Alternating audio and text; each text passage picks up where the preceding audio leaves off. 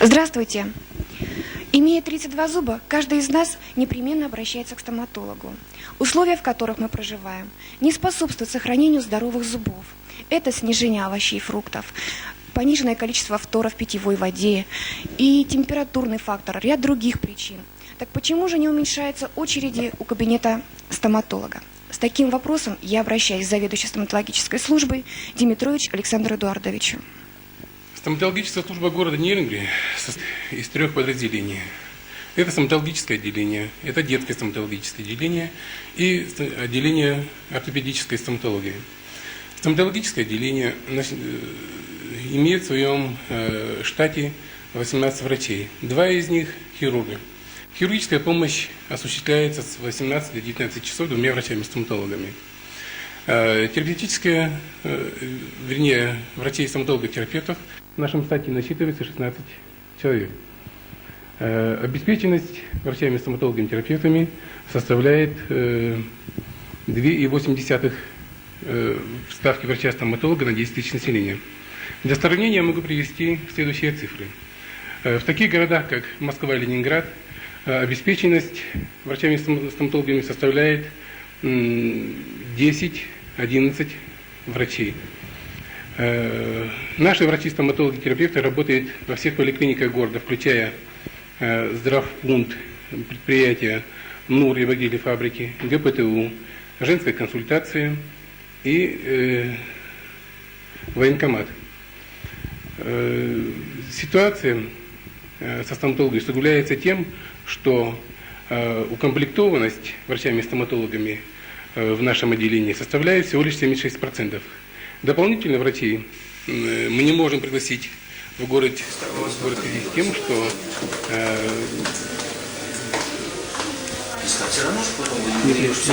больница представляет для специалистов. Оттуда все равно никак. Скажите, а детская стоматология в каком положении? Детская стоматология находится в более худшем положении в связи с тем, что обеспеченность там составляет всего лишь 2,5, а укомплектованность 90%. Но 90% это цифра весьма условна, потому что 4 врача стоматолога-терапевта находятся в настоящее время в декретном отпуске и в отпуске по уходу за малолетними детьми. То есть, получается, каждая школа, имеющая детей свыше 800, обязана иметь и стоматолога. Как у нас в этом отношении? Да, по существующему 72-му приказу школа, имеющая численность учащихся свыше 800, должна иметь для обслуживания этих учащихся врача-стоматолога. Но в связи с тем, что такая укомплектованность врачами, мы не можем в имеющихся 11 школах разместить наши кабинеты. В настоящее время врачи работают только в 4 школах, и они в состоянии охватить только обязательные контингенты, то есть детей подросткового возраста. Лечащий врач Попович Юрий Юрьевич, скажите, пожалуйста, почему так много нареканий на качество вашей работы? Здесь можно объяснить, наверное, со следующих позиций, что на качество пломбы оказывает влияние 3 основных фактора. Во-первых, это квалификация врача, который непосредственно накладывает пломбу. В нашем отделении врачи обладают достаточной квалификацией для того, чтобы обеспечить сохранность пломбы в течение хотя бы 5-7 лет. Но, к сожалению, пломбы столько не стоят.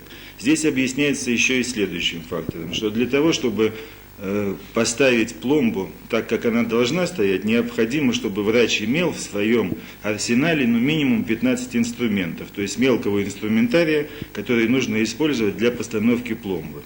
У нас в наличии врач имеет максимально 3 инструмента для того, чтобы эту пломбу установить на место. И третья, наверное, основная причина – это отсутствие цемента. Чтобы улыбка пациента была красивой, необходимо подобрать пломбировочные материалы по цвету и по прочности. На жевательные зубы используется один цемент, на передние зубы используется совсем другой цемент. Значит, в среднем в мире используется вот такой ассортимент, где-то около 15-20 разновидностей.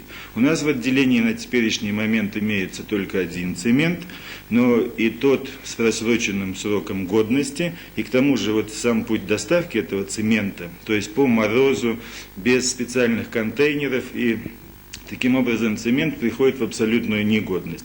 Поэтому мы сами не удивляемся, что пломбы стоят иногда неделю, в лучшем случае месяц.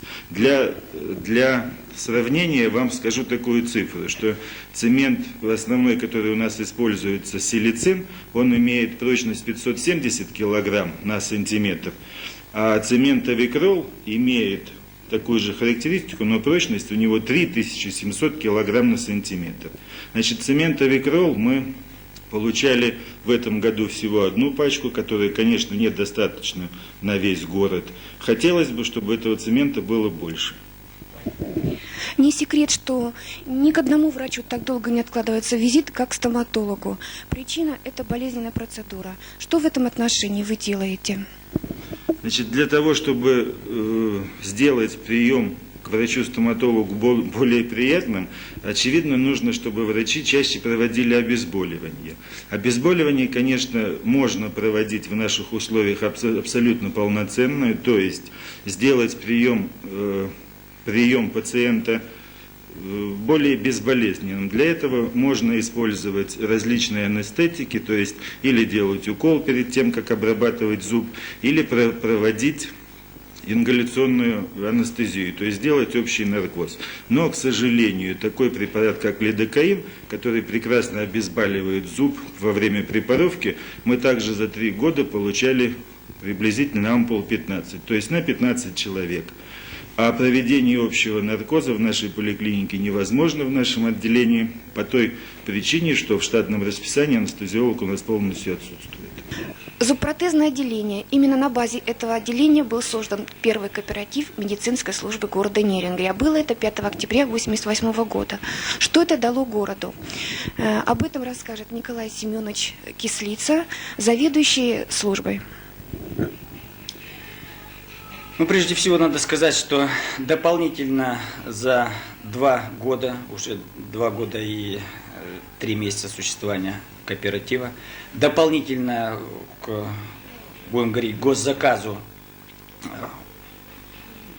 оказана медицинская служба, и в частности зубопротезная помощь населению города Нерюнгри. 2500 человек за 88-89 год и 1500 за 90-й год. Это в сравнении, скажем, с государственной службой где-то чуть не 120% дополнительно оказана помощь. То есть дополнительно люди смогли получить помощь. Иначе, если бы вас не было, они не смогли поправить свое здоровье. Так получается? Совершенно верно. Дело в том, что мы расширили рамки нашего кооператива, включив в нашу уставную деятельность еще и оказание лечебной помощи. В чем она заключается? Заключается в том, что люди в удобное для себя время за плату лечат зубы. И кто имеет возможность, они даже имеют возможность получить, точнее, ортопедическую помощь, то есть исправление дефекта. Скажите, пожалуйста, с золотом вы будете работать и напыление? Как вы работаете с напылением? Ну, золото, тут, видимо, из соображений тех, что мы работаем в зоне приисков, и в связи с этим золотое протезирование весьма проблематично у нас в городе.